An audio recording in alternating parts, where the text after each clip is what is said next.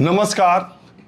शोखियों में घोला जाए फूलों का शवाब, उसमें फिर मिलाई जाए थोड़ी सी शराब, होगा यूं नशा जो तैयार, वो प्यार है, वो प्यार है, वो प्यार। ए भाई जरा देख के चलो, आगे ही नहीं पीछे भी, दाएं ही नहीं बाएं भी। ए भाई जरा देख के चलो। ये भारत में शायद ही कोई ऐसा व्यक्ति हो जिसे हिंदी समझ में आती हो और इन गानों को, इन पंक्तियों को उसने सुना ना हो। इन पंक्तियों के कालजयी रचयिता, प्रख्यात गीतकार गोपाल दास नीरज जी के बारे में आप जानते ही हैं। देश की चुनिंदा शख्सियत जिनका मैं बहुत मुरीद हूँ, उसमें गोपाल दास नीरज एक है। मेरे साथ आज मेरे मित्र, पत्रकार और बहुत दिनों से हमारे साथी मृगांक प्रभाकर जी हैं, जो स्वर्गीय गोपाल दास नीरज जी के पुत्र भी हैं और लंबे समय से पत्रकारिता में रहते हैं। आमतौर पे आप मुझे इंटरव्यू करते इस प्लेटफॉर्म पे नहीं देखते होंगे। मैं जो बातें भी करता हूँ वो ज़्यादातर अकेले आपने मुझे किसी विषय पर बोलते हुए देखा होगा। लेकिन आज कुछ ऐसी बात है और मृगांक प्रभाकर के साथ जीवन में ऐसा कुछ हुआ है जो आजकल मैं हेल्थ के बारे में लोगों को बता रहा हूँ, केसेस के बारे में। इनका केस तो दुर्लभ है, इनके साथ जो हुआ है वो तो बहुत बिरलों के साथ होता है। इन्हें जो बीमारी हुई वो भी बिरली है और इनकी पूरी केस स्टडी को मैंने सोचा आपके सामने रखा जाए। मृगांक, जब आप बीमार पड़े थे आगरा में, तब से लेकर अभी तक की घटना आप बताएं ताकि लोगों को इस बारे में आजकल जो मैं बता रहा हूं। सबसे पहली बात तो ये कि हमारा बताने का मकसद ये है कि बहुत जगह जो इलाज होना चाहिए शायद वैसा नहीं हो रहा। प्राइवेट सेक्टर के लोग बहुत अच्छा इलाज कर रहे हैं, बहुत अच्छा काम कर रहे हैं। हम ये कतई नहीं कहना चाह रहे हैं कि आप हर प्राइवेट डॉक्टर्स पर शंका कीजिए, बहुत सारे डॉक्टर्स बहुत अच्छा कर रहे हैं। लेकिन हम ये जरूर सबको सचेत करना चाह रहे हैं कि आप क्रॉस चेक जरूर कीजिए, 2-3 जगह जरूर जाइए। ऐसा ना हो एक ही आदमी से आप, और सरकारी डॉक्टरों के पास ज्यादा पहुंचने की कोशिश कीजिए। बिल्कुल।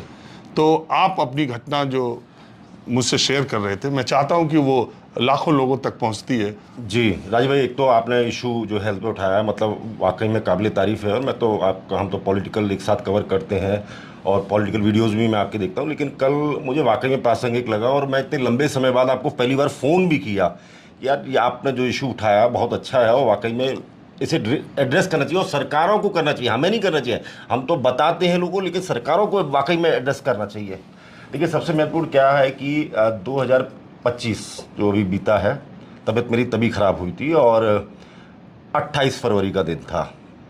और जो सच्चाई है मैं वो 15 महीने हो गए, करीब 15 महीने हो गए। हुआ क्या? मैं वही उसी पे आ रहा हूँ।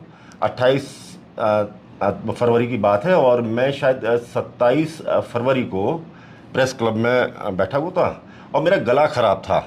तो वहाँ के मैंने बारटेंडर से कही कि यार गला मेरा बहुत ज़्यादा ख़राब है। तो बोला आप ऐसा करिए कि थोड़ा सा ब्रांडी ले लीजिए। अब मैंने एक की जगह 2 ले लिए, लेके जो नॉर्मल होता है मैं घर आ गया आराम से। रात में मेरा गला जो है बहुत तेज़ी से सूखता रहा, चटकता रहा काफ़ी देर तक। मैं सुबह उठा, अपना जो नित्य कर्म है वो सब किए, करने के बाद मैं ड्यूटी पे 2 बजे आता हूँ। तो मैं गाड़ी अपनी प्रेस क्लब पे पार्क की और मैं उतरा तो मैंने देखा रजनीगंधा तुलसी ख़त्म हो गया है, तो मैं लेने के लिए चल पड़ा। राजीव भाई आपने देखा पान की दुकान वहाँ कहाँ है, कोई भी बचा देगा कि भाई पान की दुकान एक ये वाली है, ये वाली है। तो मैं वहाँ पान की दुकान की तरफ जाने लगा, भाई वहाँ गया नहीं राजीव भाई, मैं गया नहीं। पाँव तो उसी तरफ से और दिमाग में है कि मुझे उस दुकान पर जाना है, लेकिन मैं कॉन्स्टिट्यूशन क्लब की तरफ चलने लगा, उल्टा। चलिए मैंने कि यार मुझे ऐसा लग रहा है। अच्छा, जब मैंने पाँव ज़मीन पे रखे ना, पहली बार गाड़ी से उतर के, तो मुझे ऐसा लगा कि ज़मीन है नहीं। आज मुझे लग रहा है कि हैंगओवर है रात का। पर मैं खुद सोचने बैठ गया, यार ऐसा तो हुआ नहीं है कि मैंने इतनी पी हो या इतना कुछ किया हो कि हैंगओवर हो गया हो। ऐसा अक्सर कभी होता नहीं मेरे साथ और मैं बहुत कैजुअल ड्रिंकर हूँ। मैं राजीव भाई वो किया, उसके बाद सैटरडे का दिन था और सैटरडे के दिन मैंने अपना काम ख़त्म किया। काम ख़त्म करके 6 बजे का लाइव देख के मैं आगरा लिए निकल गया। और रास्ते में गाड़ी ख़राब भी हुई। गाड़ी मेरी अमूमन ख़राब नहीं होती है, उस दिन ख़राब हुई, उसको अल्टरनेटर बंद हो गया, लेकिन मैं एक ही रफ्तार से गाड़ी चला के घर ले गया। जब मैं घर पहुंचा तो राजीव भाई वो जो स्थिति थी वो रात तक परसिस्ट करती रही। अब उसमें एक और दिक्कत शुरू हो गई। जब मैं घर पहुंचा अच्छा, गाड़ी चला के आप आगरा चले आगरा गए? चला, बिल्कुल मैं बता रहा हूँ, सेंसेस में हूँ, सारी चीज़ें बहुत बढ़िया हैं। दिक्कत कहाँ से कैसे शुरू हुई और मुझे कैसे लगने लगा उसी वक्त। तो मैं बाथरूम जाने घर पहुंचा, घर गाड़ी खड़ी गई और उसके बाद मैं घर पे गया और मैंने दरवाज़ा खोलना चाहा तो मैंने हैंडल पकड़ा था जी भाई, मैं हैंडल यूँ करने लगा। मतलब आप ये हैंडल है, मुझे मालूम है इसका डिस्टेंस है यहाँ पे, लेकिन मेरा हाथ गया वहाँ, लेकिन पकड़ नहीं पाया। क्यों? क्योंकि उससे पहले ही मुझे लगा हैंडल है। तो वो जो डिस्टेंस था, मैं मेज़रमेंट नहीं कर पा रहा था कि ये कहाँ है क्या है। चलिए हो गई। दूसरे दिन मैंने अपनी वाइफ को बताई कि अजीब बात है, मतलब हाँ, आप गाड़ी भी चला ले गए लेकिन हैंडल तक हाथ नहीं नहीं नहीं पहुंचा राजी भाई। वो मैं बता रहा हूँ, वो डिटोरिएशन शुरू हो गया मेरे अंदर। उसके बाद मैंने रात को अपनी वाइफ को बताया कि मेरी तबीयत जो है ख़राब है। तो बोले आप सो जाओ, थके आ रहे हैं। मैं सो गया। सुबह उठा तो राजीव भाई मेरी आवाज़ जो है ना भराने लगी बहुत ज़्यादा। वो अक्सर तब होता है जैसे आपने बहुत सारा बिना पानी पिए रजनीगंधा तुलसी खा लिया हो, बहुत सारी चीज़ें खा ली हों, और उसके बाद एकदम आवाज़ बिल्कुल बदलने लगी मेरी। दिन में आते आते मैं बोलने की कोशिश कर रहा हूँ, धीरे धीरे आवाज़ निकल रही है मुँह से। और शाम तक फिर ये हुआ कि मेरे पैरों में बहुत खड़ा नहीं हो पा रहा था। मैं खड़ा होता था तो मैं एक स्पेशल चप्पल ही पहनूंगा और कोई जूता नहीं पहन सकता, क्योंकि जूता पहनूँ तो मैं गिर जाऊँगा। अब मेरे घर वालों को चिंता हुई इस वक्त, तो वो मुझे एक न्यूरो सर्जन के पास ले गए। उन डॉक्टर, नामी गिरामी डॉक्टर हैं आगरा के, उनके यहाँ ले गए। उन्होंने कहा अच्छा वॉक करके दिखाओ, जो न्यूरो सर्जन करता है। अपने हाथ दो आप मुझे, वो दबा के देखेंगे। हाँ हाँ, एक लाइन पे चलने को बोला, लाइन पे चलने को बोले। सब कुछ परफेक्ट था। फिर अपने आप ही वो बोले कि मुझे लग रहा है थोड़ी सी कोई दिक्कत है, तो आप एक काम करो, ये ताकत के इंजेक्शन हैं, ये आप 8 दिन लगवाओ। तो एक तो मैं आपके अभी लगा देता हूँ। उन्हें लगा कि शायद पैर में कमज़ोरी होगी इस वजह से लगा रहे। भाई वो रात में तबीयत और ख़राब हुई। अब बाथरूम रात में जब मैं गया तो उस वक्त मुझे लगा कि अब मुझे चक्कर सा आ रहा है। मैं आके बैठ गया। फिर भी कोई दिन, दूसरे दिन मैंने फिर डॉक्टर को फ़ोन किया। तब मैंने वहाँ के न्यूरो सर्जन के अलावा आगरे का टॉप एक फिजिशियन है, टॉप फिजिशियन जिनके नाम मैं ले रहा हूँ, वो टॉप है। आप लोग नाम ना लीजिए तो हाँ, ज़्यादा। हमारी कोशिश है कि हम किसी लोगों को ये न लगे कि भाई ये किसी के बिल्कुल। आजकल पत्रकारों पे जो आरोप लगते हैं इसलिए मैं कभी इसीलिए नाम नहीं लेता, क्योंकि अगर अभी मैं नाम ले लूँ ये डॉक्टर बहुत अच्छा है तो कहेंगे उसका प्रमोट कर रहे हैं, कुछ उसका हित होगा। अगर मैं कह दूँ इस डॉक्टर की वजह से ऐसा, तो कहेंगे इसको ब्लैकमेल न कर रहे हो, कुछ बड़ा नर्सिंग होम वाला इसलिए पत्रकार पीछे पड़ा, इसलिए ये छोड़ देते हैं। तो वो मैं उनके पास गया, उन्होंने भी मुझे देखा और एक्सरसाइज वगैरह कराई। बोला यार मुझे कमजोरी लग रही है, तुम ये दवाई, मैंने कहा ये दवाई मुझे लिखी है किसी ने, बोल देखा। मैं घर आया, मेरी रात में और ज़्यादा तबीयत खराब हो गई। तो मेरी बड़ी बहन बीजेपी की अच्छी खासी नेता हैं, तो उन्होंने किसी आगरा के दूसरे कंसल्टेंट को फ़ोन किया, न्यूरो सर्जन को, कि मेरा भाई बीमार है। तो बोले आप ऐसा करिए, अब यहाँ से कहानी असली शुरू होती है कि आप इन्हें जो है तुरंत इमरजेंसी ले आइए। ठीक है साहब, लेके वो पहुंच गए। वो भी घबरा गई एकदम कि इमरजेंसी ले आइए, ये कौन सी बात हुई। इमरजेंसी पहुंचे और जाते ही आनन फानन में जो होता है प्राइवेट हॉस्पिटल में कि साहब ये मेजरमेंट करो और ये मेजरमेंट करो और ये तुरंत टिप लगाओ। मैं ग्लूकोज ऑलरेडी चढ़वा के गया हुआ था। कई मामलों में जरूरी भी होता है। भाई आपसे मैंने उसे बोला कि 2 घंटे पहले मैंने NS और वो सब मैंने लगवाया, क्योंकि मैं मेडिकल बहुत लंबे समय से कर रहा हूँ, तो उसकी टर्मिनोलॉजी है मैं बहुत अच्छी तरीके से समझता हूँ। तो जाते ही उसने मुझे जो है ICU में, पहले तो ICU में ले गए मुझे, मेरी तो आधा दम वैसे ही निकल गया। और उसके बाद डिप लगाने की कोशिश की। मैंने क्या लगा रहे आप मुझे बताओगे तो सही भाई, मेरा हक है, मैं पेशेंट हूँ, जानने का कि आप कौन सी दवाई आप मुझे दे रहे हो। तो बोले नहीं NS दे रहे। मैंने कहा यार NS तो भी मैं 2 घंटे पहले लेकर आया, फिर ऐसी कौन सी जरूरत पड़ गई है। नहीं, बोला ये प्रोसीजर है। मैंने कहा हम नहीं लगवाएंगे।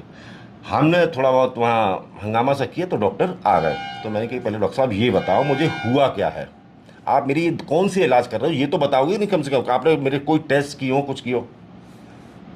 तो बोला आप एक वो जो दवाई पहले डॉक्टर ने लिखी थी उसी में उसने एक इंजेक्शन और बढ़ा दी कि ताकत का इंजेक्शन आप ले लो। रात के 12 बज रहे थे। मैंने, हमारे मित्र हैं एम्स में, उनको फ़ोन किया कि ऐसी स्थिति है। तो बोले तुम बिल्कुल ज़्यादा दिमाग मत मारो, ऐसा करो, हम यहाँ हैं नहीं, हम बाहर हैं, वो लंदन में थे, तो तुम सुबह इमरजेंसी पहुँचो। यानी हम कितने बजे पहुँच जाएँ। बोला तुम ऐसा करना 7:30-8 बजे तक पहुँच जाओ। राय भैया हम वहाँ से 4 बजे निकले आगरा से, 7:30 बजे हम यहाँ पहुँचे। हमें एक स्ट्रेचर खाली दिखाई दी, हमने किसी की नहीं सुनी, कोई गार्ड बोले, हम जाकर उस पर लेट गए। हमने कह दी उनसे कि हम मरने वाले हैं, तुम हमें अंदर तुरंत ले चलो। तो हमारी पत्नी ढक्का लेके अंदर चीख टीवी ले गई कि हमारी पत्नी करना भी यही चाहिए, समझदार आदमी यही करता। पहले हमें रखा गया वहाँ पर जो है उनका रेड जोन, बहुत क्रिटिकल है पेशेंट, कोई देखने नहीं आया। फिर एक डॉक्टर आए, उन्होंने पूछा क्या हुआ, हमने बताया तो उन्होंने न्यूरोसर्जन को रेफ़र कर दिया। फिर वहाँ से निकाल के हमें ब्लू जोन में ले गए। ब्लू जोन में हमें रखा रहा 2-3 घंटे। फिर वो डॉक्टर आई, उन्होंने वो एक्सरसाइज वगैरह हमसे सब कराई और उन्होंने अपनी रिपोर्ट बनाई, चले गए। वहाँ पे बहुत सारे पेशेंट्स थे, बहुत सारे पेशेंट थे और मुझे लग रहा था कि मैं उनकी जगह घेर रहा हूँ। तो उन्होंने मुझे वहाँ से, मैंने खुद ही बोला कि यार मैं इतना क्रिटिकल भी नहीं हूँ, आप मुझे और कहीं शिफ्ट कर सकते हैं। तो उन्होंने मुझे येलो जोन में शिफ्ट कर दिया।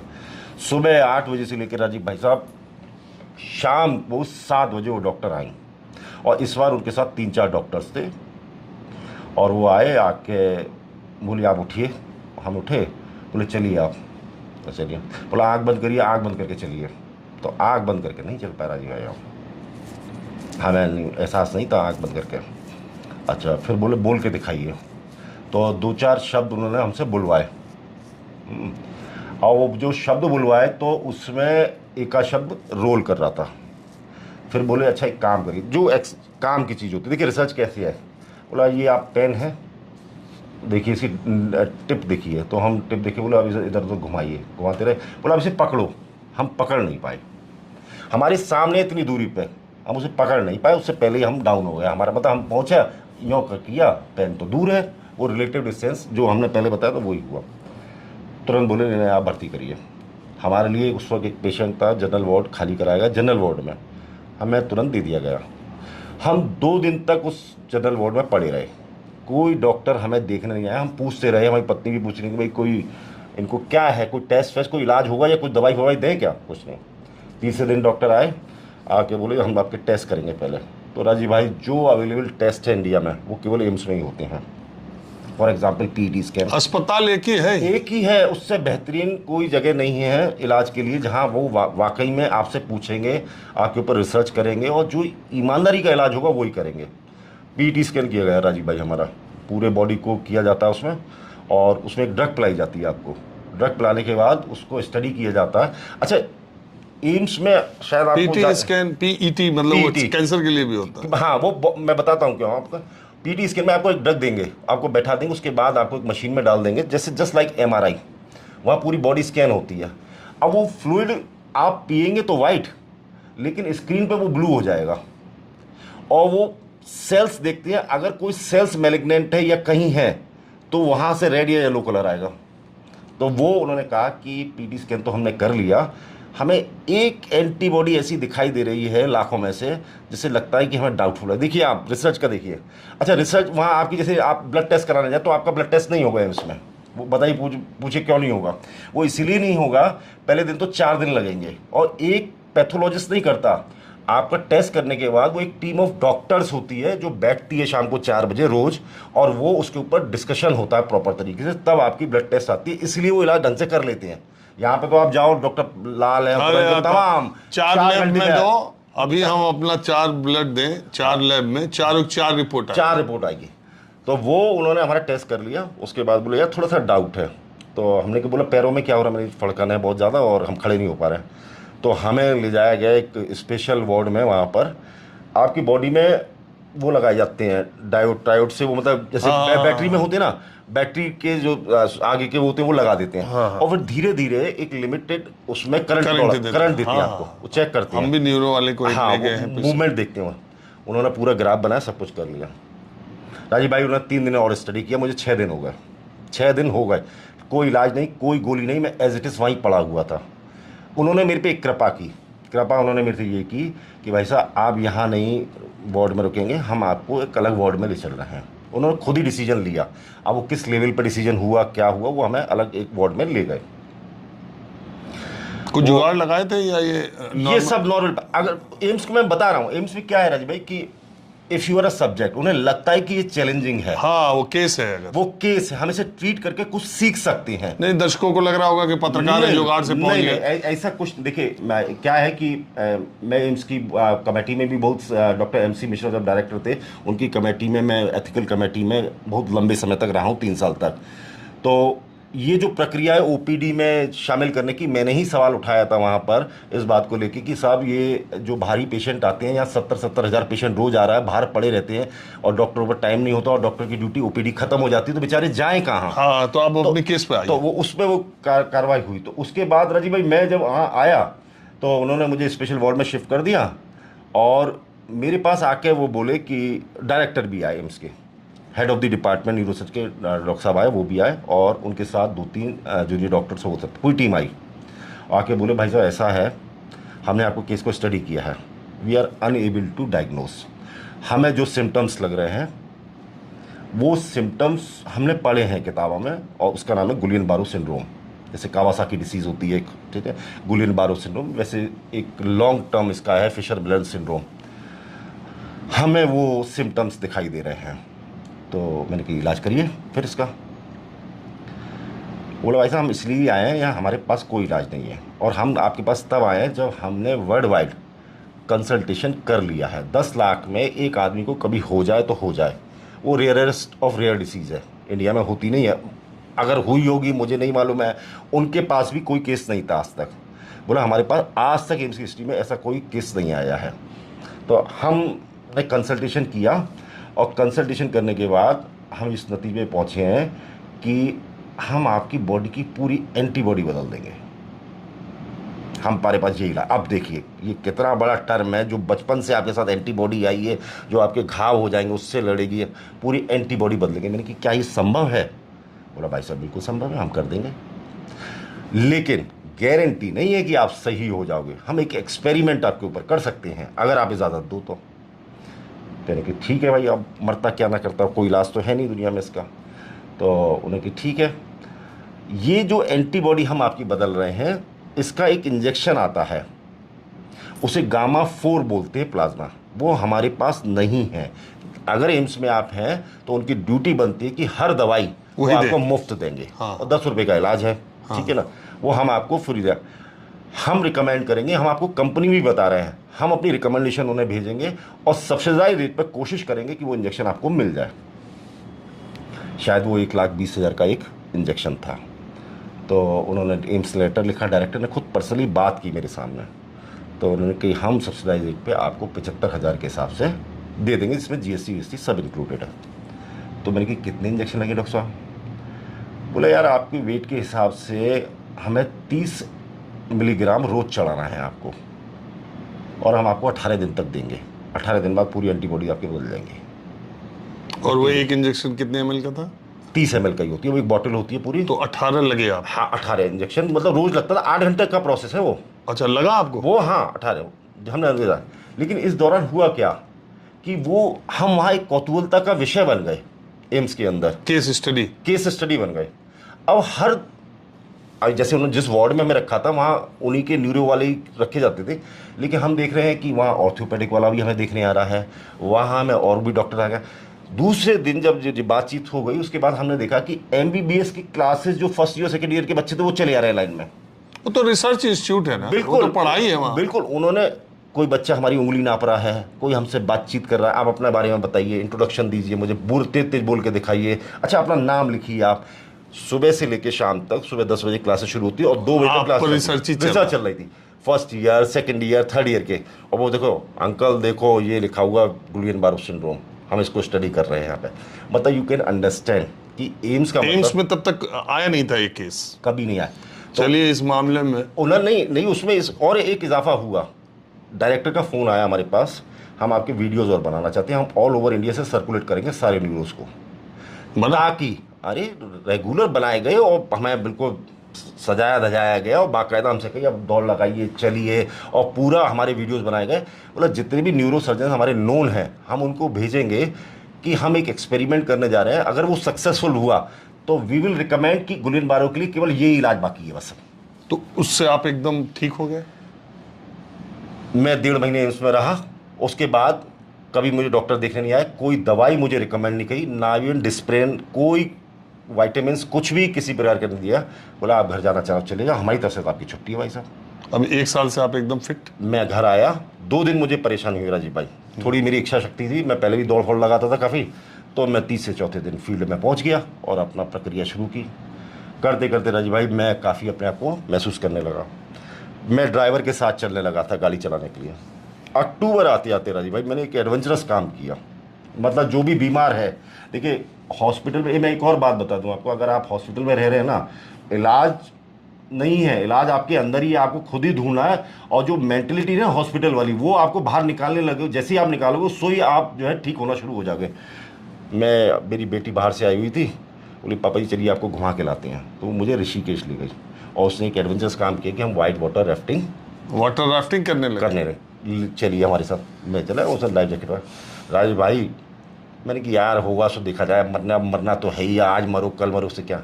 राज भाई मैं उस वाइट वाटर राफ्टिंग में, उस तेज बहाव में मैं कूद गया और जो मैं उस कूदने से मुझे इतना कॉन्फिडेंस मिला, मैं खुद ही नाम वाला बोला भाई साहब क्या कर रहे हो, मैं कूद गया और मैं खुद ही तैर के वहां पहुंच गया उस दूसरी तरफ। इतना मतलब आप एकदम अपडेट। और उसके बाद मैं ड्राइवर, और अगर आप एम्स नहीं पहुंचे होते दिल्ली तो शायद मैं व्हीलचेयर पे होता आज। अब सवाल देखिए, मेरा कहने तमाम चीजें गिर रही होती और मैं कुछ खा नहीं पा रहा होता। वो तो कितने लोगों को होगा पता नहीं। होगा बिल्कुल। केवल मेरा ये वीडियो बनाने का ये मतलब इनको बैठाने का कि एक ही दिल्ली में एम्स है। एम्स कहने को तो 50 खुल गए, लेकिन इलाज कहाँ है? अस्पताल तो एक ही है, एम्स डेडिकेशन एक ही है। मैं वही कह रहा हूं, एम्स अस्पताल नहीं है। AIIMS means dedication, AIIMS means perseverance, AIIMS means research. अगर वो हर डॉक्टर के अंदर आ जाए तो वो खुद में एम्स बन जाएगा। देखिए उन्होंने मेरे पे स्टडी किया, उन्होंने मेरी बॉडी को छुआ नहीं 6 दिन तक, बोला पहले हम स्टडी करेंगे। और सब वही मेरा सवाल है कि मैं तो ये सवाल इसलिए उठा रहा हूं कि नीट जैसी परीक्षा पे सवाल लोगों को पता नहीं चला, जिसके घर का बच्चा नीट नहीं दे रहा उसको लग रहा है ये क्या मसला है। सबसे बड़ी बात क्या है, ये सरकार का दायित्व तो बनता है कि हमें जो है ढंग की शिक्षा मिले, हमें ढंग का इलाज मिले। नीट के पेपर में 50 बच्चों के एक साथ 720 नंबर आ सकते हैं, पहले तो यही अपने आप, और वो सब एम्स में आ जाएंगे। बताइए वो सब एम्स में आ जाएंगे, समझ लीजिए। अदरवाइज मैं ये नहीं कह 26 लाख का फीस भरी है। देखिए मैं ये नहीं कह रहा हूं कि वो 50 जो 720 पाए हैं वो उस लायक नहीं होंगे। अगर आ रहे हैं तो वो सब एम्स आएंगे, बिल्कुल आएंगे। और अगर उनमें से गलत मींस से भी कोई आया, हो सकता है 50 के 50 उस लायक हो कि वो एम्स, हाँ बिल्कुल हो सकते हैं, लेकिन इसकी फुल प्रूफ व्यवस्था। अब देखिए सीबीआई जो खुलासे कर रही है ना, उसकी बहुत नीचे तक मामला जा रहा है कि ये जो 10-10 हजार करोड़ की बिल्डिंग बना रहे थे कोचिंग वाले, और ये बहुत पहले से रैकेट चल रहा है, इसमें डॉक्टर्स भी इन्वॉल्व हैं। इमेजिन नीट में MBBS की, अभी बता रहा हूँ, अभी 2-3 महीने पहले एडमिशन शुरू हुआ, 26 लाख रुपया इस साल से फीस है। और कुछ लोग जो प्राइवेट मेडिकल वाले हैं, जो माइनॉरिटी में चला रहे थे, कोर्ट चले गए हैं और उनसे बच्चों से फॉर्म भरवा लिया है, और फॉर्म में बोले हैं कि अगर हम 40 लाख करेंगे तो आपको वही पैसा भरना पड़ेगा। और कोर्ट आप देख लीजिएगा, मैं आपसे गारंटी दे रहा हूं, उन्हीं के फेवर में आएगा केस।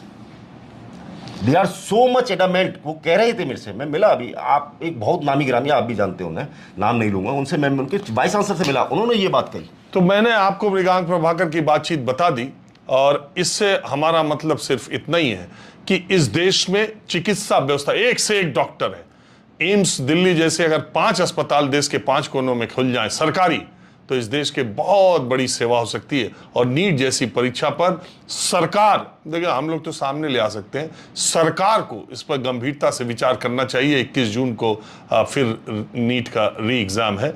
मैं ऐसे और भी केसेस लेके आता रहूंगा। अभी के लिए बस इतना ही। नमस्कार।